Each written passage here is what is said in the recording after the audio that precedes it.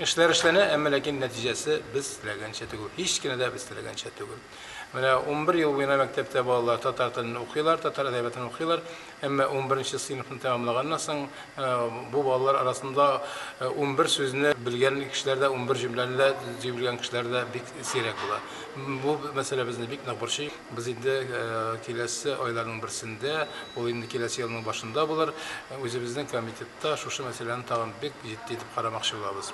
Булай сөйләшеп утыру гына түгел, түгәрәк өстәлгә түгел, фикер алышу гына түгел. Без мәктәпләргә барып, балалар бакчаларына барып, андагы балаларның ни дәрәҗәдә белем алулары, ни дәрәҗәдә татар теленә игътибар булуын һәм аның нәтиҗәләре нинди булуын беләсебез килә. Балаларны сөйләтеп карасыбыз килә, укытып карасыбыз килә, укытучыларның дәресләрен тыңлыйсыбыз килә.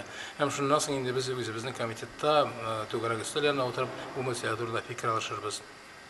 Нинди уңышларга ирешелгән, нинди кимчелекләребез бар, кимчелекләребез булса, аларны ничек бетерергә, укытучыларны ничек әзерләргә. Ни кызганыч, соңгы елларда татар теле һәм әдәбияты укытучылар әзерләү бермә-бер кимелек дисәк, бу һич тә арттыру булмас.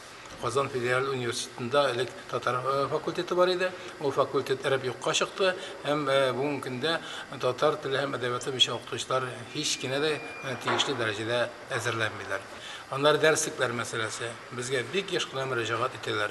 Татар теле буенча дәреслекләр артык катлаулы диләр. Аны гадиләштерергә кирәк диләр. Бигрәк тә татар телен начаррак белгән кешеләр өчен, татар булмаган башка милләт вәкилләренең балалары өчен бик тә гади дәреслекләр кирәк диләр. Кирәк дибез, әмма ләкин бүгенге көнгә кадәр әле ул дәреслекләрне безнең артык күргәнебез юк. Билгеле, бу процесс дәвам итә. Бу өлкәдә мин бер нәрсә дә эшләми дип әйтә алмыйм. Эшләнә, әмма ләкин без теләгән дәрәҗәдә түгел. Һәм киләчәктә бәлки шулай эшләргә кирәктер. Әгәр дә 11 ел буена татар теле әдәбияты укытып та, ул бала тиешле нәтиҗәгә ирешмәгән икән, татарча сөйләшә дә, укый да алмый икән, моның укучысына да, моның мәктәбенә дә, моның мәктәп җитәкчеләренә дә, һәм шулай ук район мәгариф идарәсенә дә, һәм гомумән мәгариф системасына бәя биргәндә, моны да искә алырга кирәктер.